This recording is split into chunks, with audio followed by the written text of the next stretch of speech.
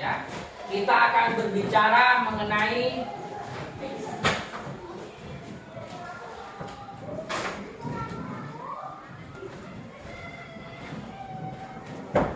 belajar tentang partikularisme dan eksklusifisme kelompok dan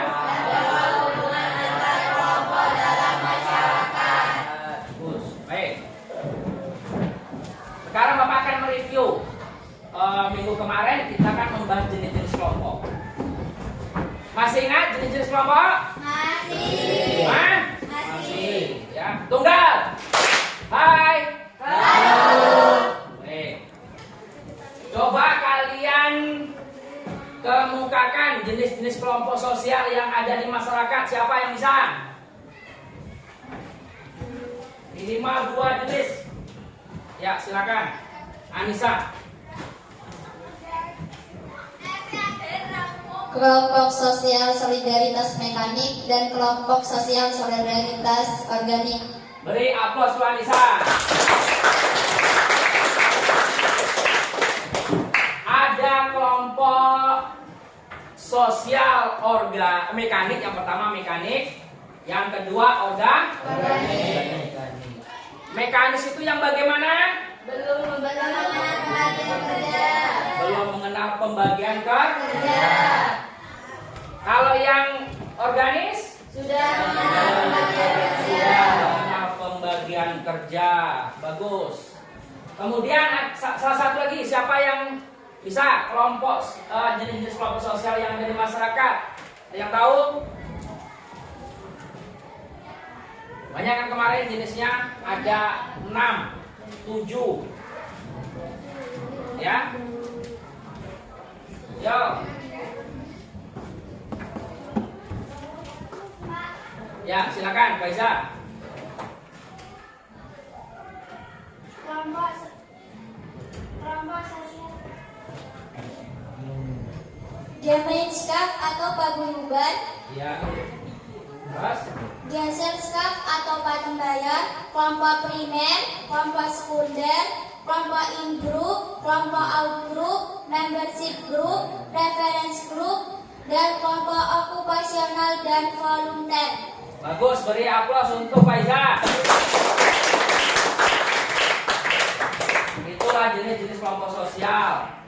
Ada kelompok sosial mekanis, organis, kelompok primer, kelompok sekunder, Gemeinskap, Gesellschaft, in-group, out-group, membership, reference group, okupasional, volunteer.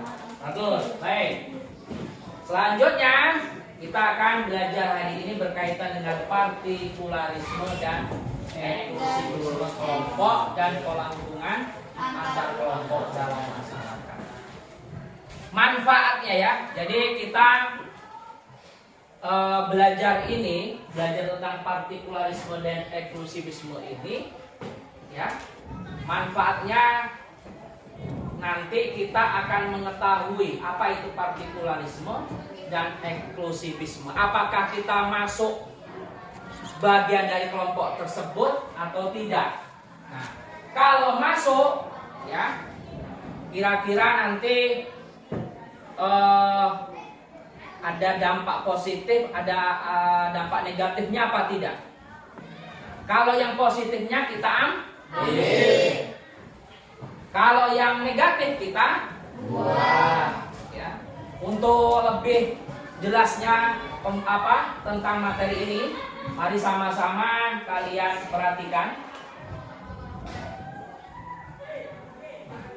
Kemudian supaya pembelajaran ini kalian lebih paham, lebih jelas, kalian harus tahu tujuan pembelajarannya. Ya. Silakan dari salah satu dari kalian untuk membacakan tujuan pembelajaran hari ini. Tujuan pembelajaran 1. Mendeskripsikan dimensi hubungan antara kelompok dengan kelompok dan tempat. Mendeskripsikan itu menggambar ya. Hubungan antar kelompok dengan benar dan tepat. Jadi nanti hubungan antar kelompok itu dimensinya apa saja? Ada dimensi politik, ada dimensi sejarah. Nah, kalian harus tahu itu. Selanjutnya, Siti baca tujuan. 2. Menganalisasi pasti Menganalisis. Analisis.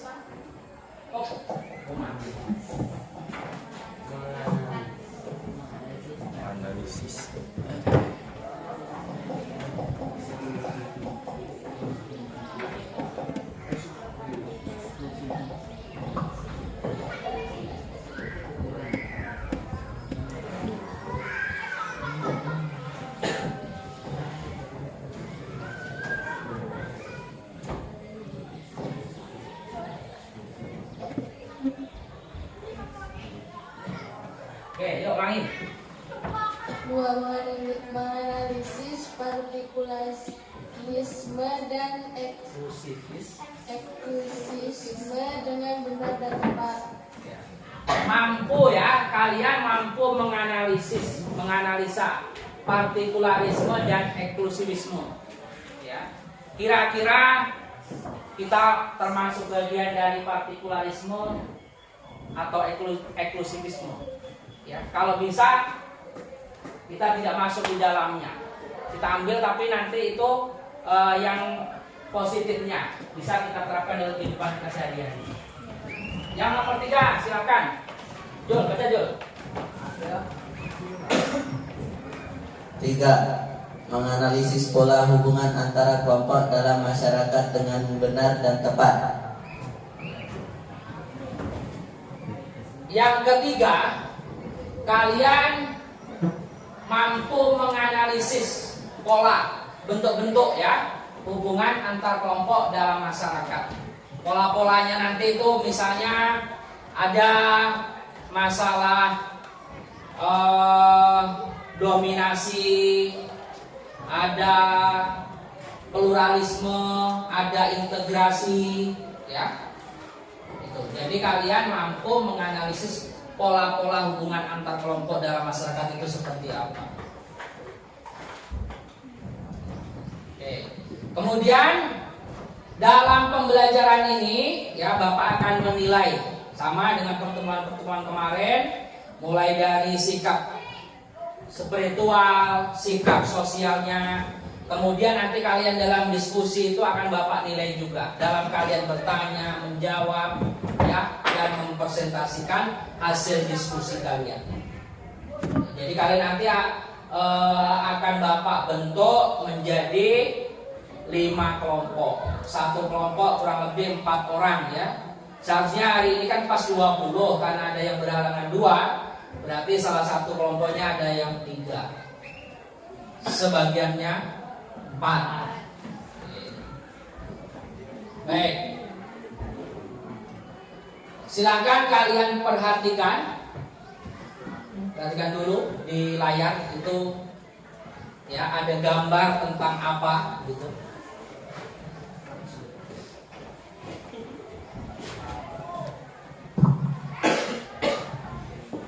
Baik, silakan dianalisa. Kalian jelaskan apa yang ada di layar. Siapa yang mampu?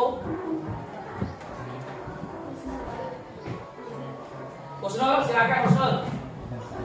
Gambar itu adalah seorang Bapak Soekarno yang sedang membacakan teks proklamasi. Beri aplaus untuk Husnul.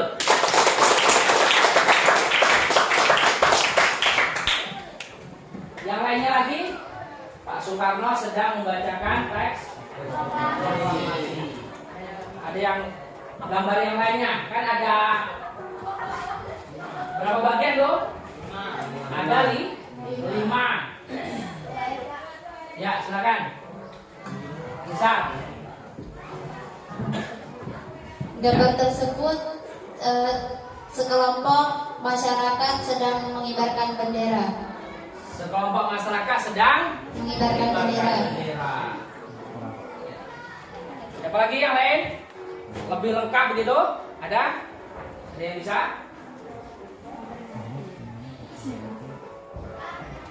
Ya, Faiza, silakan.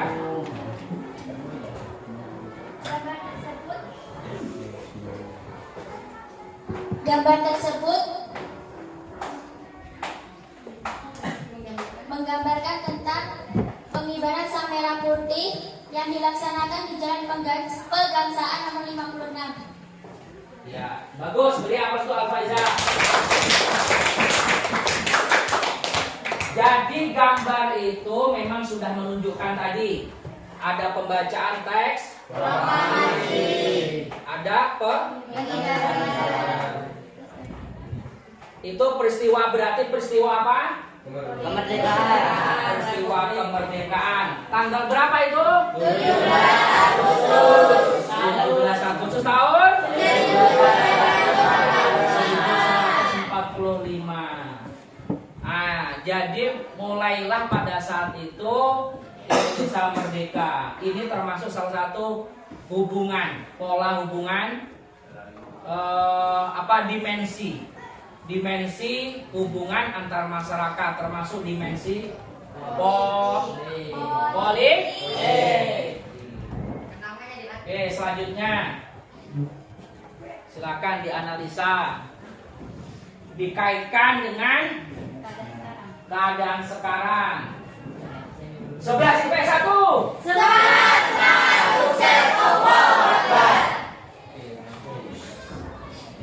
Siapa yang mau mendeskripsikan atau menggambarkan, menganalisa gambar tersebut? Dikaitkan dengan saat sekarang. Ya. Apa yang terjadi saat ini? Ya. Aku silakan, Gol.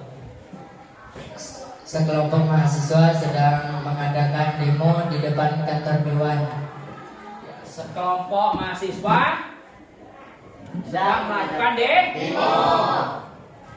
Oke, ada lagi yang lainnya? Ya, silakan Siti. Kasih.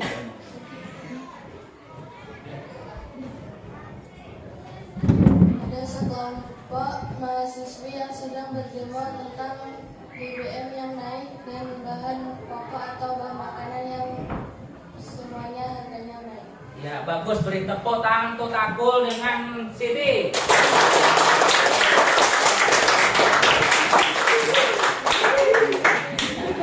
Ada mahasiswa, ada mahasiswi, ada elemen mahasiswa di situ ya. Sedang melakukan demo. Ya, berkaitan dengan kenaikan BBM. Jadi ini ada dimensi hubungan antar masyarakat. Ada mahasiswa, ada anggota dewan di situ kan, ada kepolisian, ada elemen masyarakat. Ini termasuk apa? Berarti masuk dimensi apa? Dimensi gerakan sosial. Baik. Selanjutnya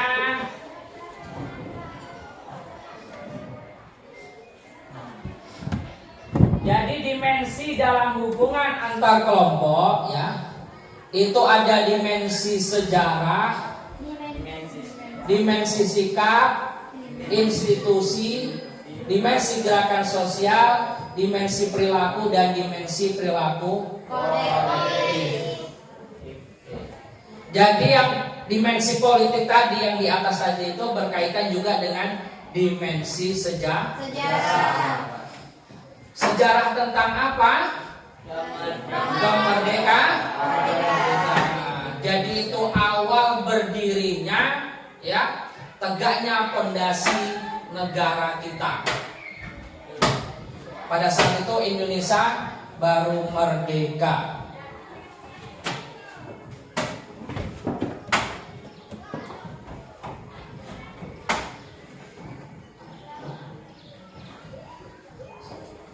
Selanjutnya berkaitan dengan masalah partikularisme dan eksklusivisme kelompok. Ya. Kalian analisis gambar tersebut. Ya. Analisis dulu, analisa. Sebelum kalian mengetahui apa itu partikularisme dan eksklusivisme.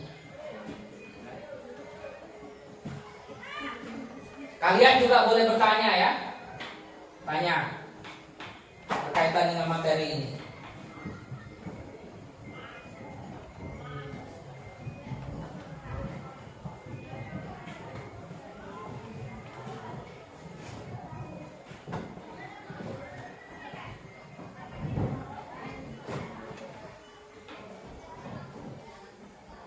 Oke, sudah? Coba dibaca dulu gambar yang sebelah itu, dianalisa. Darmian. Nampak kan? Ya, baca. Gambar pertama, orang dari suku bangsa Anda berpendidikan rendah. Dari suku saya berpendidikan tinggi. Jadi itu berarti menganggap remeh orang lain, menganggap kebudayaan orang lain itu lebih rendah. Ya. Itulah yang dimaksud dengan partikularisme. Nah, gambar yang sebelah itu biasanya kalau ditengok orang-orang yang dari suku apa? Pedesaan atau pedalaman. Ya. Ini contoh dari apa, Jo? Contoh dari apa? Eksklusivisme. Ya. Eksklusivisme itu keinginan dari sekelompok orang atau individu atau kelompok tertentu untuk memisahkan diri. Ya. Jadi kehidupannya itu kalau bisa dia hidup dengan kelompoknya sendiri. Itu namanya eksklusif. Selanjutnya masuk ke pola hubungan antar kelompok. Ada akulturasi, ada dominasi, paternalisme, integrasi, pluralisme, asimilasi. Nah, kemudian menurut Liberson, ya, ada migran superordinat dan indigenous superordination. Ini termasuk pola dominasi.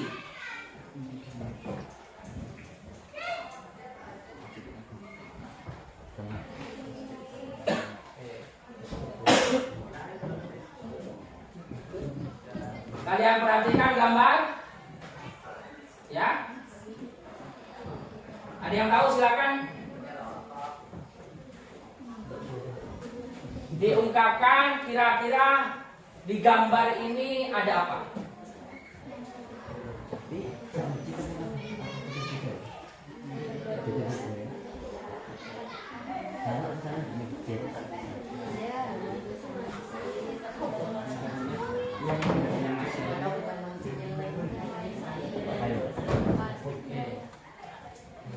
Ada yang tahu?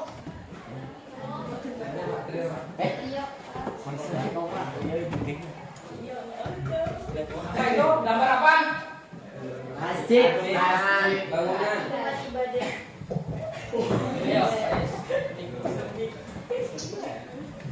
Itu adalah sebuah foto yang dimana bangunan dari zaman dahulu, contohnya Masjid Agung Demak, yaitu masjid yang termasuk tertua di Indonesia. Beri aplaus untuk Faiz.